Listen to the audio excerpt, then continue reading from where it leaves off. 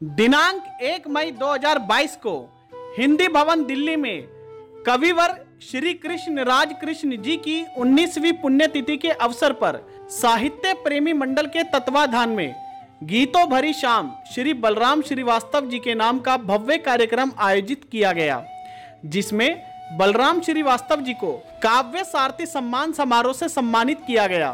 कार्यक्रम में अध्यक्षता रही ब्रजेश भट्ट जी की और मुख्य अतिथि बने श्रद्धेय मंगल नसीम जी। कार्यक्रम में पावन सानिध्य प्राप्त हुआ डॉक्टर प्रवीण शुक्ल जी का। विशिष्ट अतिथि रही उर्वशी अग्रवाल जी और मन संचालन किया पीके आजाद जी ने। आप भी इस कार्यक्रम से जुड़ी कुछ झलकियां यहां पर देखें और पूरा कार्यक्रम देखने के लिए नमोकार चैनल को सब्सक्राइब करना ना भूलें। यदि आप भी नमोकार चैनल के माध्यम से अपना कार्यक्रम लाखों करोड़ों लोगों तक पहुंचाना चाहते हैं तो हमसे आज ही संपर्क करें। धन्यवाद। आज यहाँ एक बहुत ही शानदार गीतों की महफिल सजने वाली है, क्योंकि एक बहुत ही बड़े रचनाकार को आप लोगों ने चुना है ये सम्मान के लिए। वो बहुत बड़े गीतकार होते हैं भाई श्री बलराम श्रीवास्तव जी, और आकार से भी देख रहे हो आप, वो बहुत भारी भरकम गीतकार हैं। और मुझे कहीं याद आता है कि आदरणीय हमारे कुनबे के बड़े कवि गोपालदास नीरज जी, अभी जिक्र हो रहा था उनका, तो उनकी पंक्तियां हैं कि आत्मा के सौंदर्य का शब्द रूप है काव्य। आत्मा के सौंदर्य का शब्द रूप है काव्य। मानव होना भाग्य है, कवि होना सौभाग्य। उदारता की डोली में जब स्वार्थ की दुल्हन आती है, तब बड़ी रुलाई आती है, तब बड़ी रुलाई आती है। मैं जब से अपनी नई जिंदगी में आई, अपने आसपास सब कुछ बदला हुआ पाया। मैं जब से अपनी नई जिंदगी में आई, अपने आसपास सब कुछ बदला हुआ पाया। लेकिन मुझे हर वक्त कुछ नया सीखने को मिला। कुछ गलतियां भी मेरे सामने आई, लेकिन उनका कभी मुझसे सामना ना हुआ।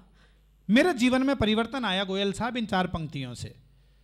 कवि सम्मेलन की यात्रा, रोज जागना भागना रोज चलता था जीवन में, आज भी चलता है। लेकिन मैंने बलराम की पंक्तियां सुनी मैनपुरी में। भट्ट साहब मैनपुरी में मुलायम सिंह यादव सामने बैठे थे उस समय। बलराम ने 4 पंक्तियां पढ़ी और उन पंक्तियों ने मुझे चौंकाया। मेरे जीवन में परिवर्तन आया। मैं पहले घर से जाता था तो कई बार सुबह ट्रेन पकड़नी है, हवाई जहाज पकड़ना, जल्दी भागता था। लेकिन मैंने बलराम की 4 पंक्तियां सुनी तो मैंने थोड़ा सा चेंज किया। संजना मुझे नीचे छोड़ जाती थी, टैक्सी आई चला आता था, मम्मी पापा कमरे में सोए रहते थे। लेकिन बलराम की 4 पंक्तियां मैंने सुनी। माँ भारती के संस्मरण भूल गए हैं, मूल्यों का हो रहा है क्षरण भूल गए हैं। घर से चले तो प्रिय के मुख को चूम लिया, पर छूने को अपनी माँ के चरण भूल गए हैं। भावनाओं का वो सान हो जाएगा, काव्य का रूप अनजान हो जाएगा। और छिछलेपन को अगर हमने कविता कहा, छिछलेपन को अगर हमने कविता कहा, गीत का गांव वीरान हो जाएगा। वाह वाह वाह वाह वाह वाह। अगर हमने कविता कहा, गीत का गांव वीरान हो जाएगा। गीत का गांव वीरान। और ये गोष्ठी गीत के हस्ताक्षर के लिए समर्पित है, गीत ऋषि के लिए समर्पित है, कीर्तिशेष के लिए समर्पित है। पंक्तियां देता हूं। आदरणीय कृष्ण जी की आत्मा आपके बीच है, सुनिएगा। कि गीत है साधना, गीत है साधना, गीत आराधना, गीत आंसू जड़ी एक मुस्कान है। क्या बात है। गीत है साधना, गीत आराधना, गीत आंसू जड़ी एक मुस्कान है।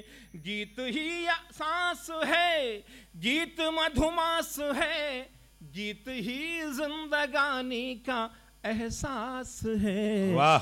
और जब उतरने लगे नग्नता काव्य में, यदि उतरने लगे, यदि उतरने लगे नग्नता काव्य में, तो नारी शक्ति का अपमान हो जाएगा। वाह, यदि वाह, वाह, उतरने वाह, वाह, वाह, लगे वाह, वाह, वाह, वाह। नग्नता काव्य में,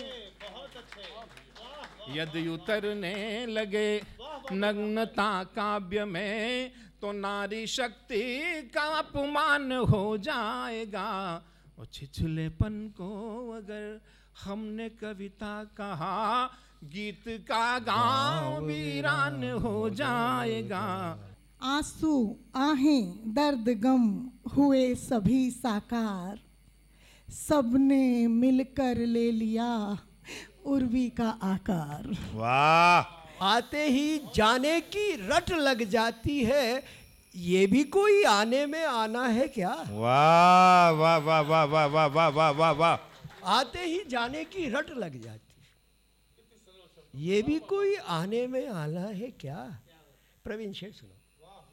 दिल को तो मैं समझा ही लूंगा, लेकिन दिल को तो मैं समझा ही लूंगा, लेकिन पहले मैं तो समझू, समझाना है क्या?